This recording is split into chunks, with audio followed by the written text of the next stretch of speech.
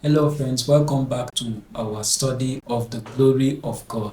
We want to continue from where we stopped in the wilderness journey, and we made mention before that one of the things the devil will use in an attempt to bring believers back to sin is temptation.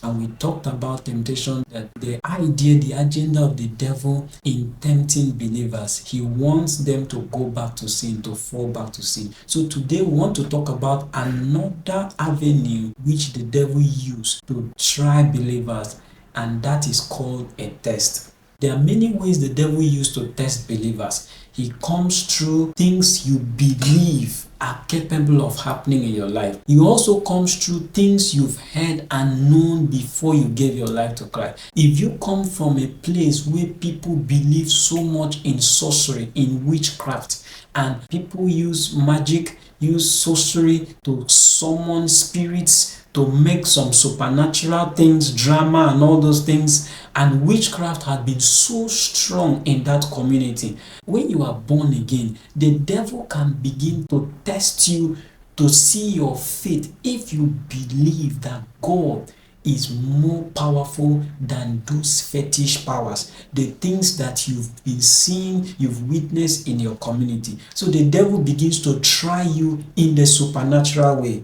You begin to have neighbors that attack you. Normally, this attack shouldn't work on you. But sometimes God allows the devil to test you, allows that thing to happen so that you yourself will know if you truly believe in the power of God, or you feel that the devil has power over your life. So the devil begins to push people around you, and you see they begin to try you with supernatural powers. They take your name somewhere, they do something, and maybe you are affected by these things. And you say, my hand is swollen, or my foot, one of my toe is swelling up, and this thing is affecting you. And you are like, if God has allowed this thing to happen, then it means I don't have power over this thing. If God allowed a demonic power to hurt me, that means I don't have power over this thing. Experiencing these things does not mean that God has forsaken that believer. Anybody who is under the oppression of the enemy, whether it's family foundation or someone is stretching forth his or her hand to afflict a particular believer, it does not mean that that believer has sinned against God or God has abandoned that believer. This can be a test of faith. Sometimes the enemy can have a legal ground to operate in the life of a believer, and God allows it. But when the believer begins to conform or accept a lie from the devil, that the reason why he's passing through these things is because God has forsaken him, or he has sinned against God, or he is not a strong believer, the enemy will begin to have full ground to operate in the life of this believer. So the devil can use a test in an attempt to weaken a believer. Apart from the test, another thing that the devil uses in an attempt to weaken believers during this wilderness journey are trials. Trials are things that every believer must pass through.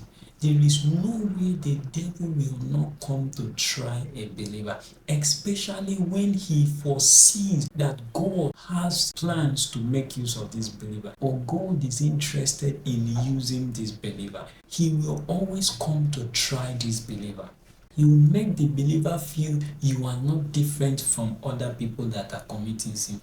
You are not different from the people that are dying. You are not different from any other believer, any other human being. The same thing that happened to them can happen to you. And the same little level of achievement that they've attained, you can't go beyond that. The devil begins to try believers in an attempt to make them belittle themselves, to make them feel they are not important. They can't attain height of glory. So they begin to look down on themselves and they settle for mediocrity. They want to be an average Christian. They are not striving for the glory that God has prepared for them. So they settle down for a low level of achievement. The devil will make them feel fasting and prayer does not change anything. Jesus has fasted for you, so there is no need for you to fast. The devil can even even come through fellow believers. You hear fellow believers saying, there's no need of fasting. God has done it. The sacrifice of Jesus has settled everything. You don't have to fast. Jesus had fasted.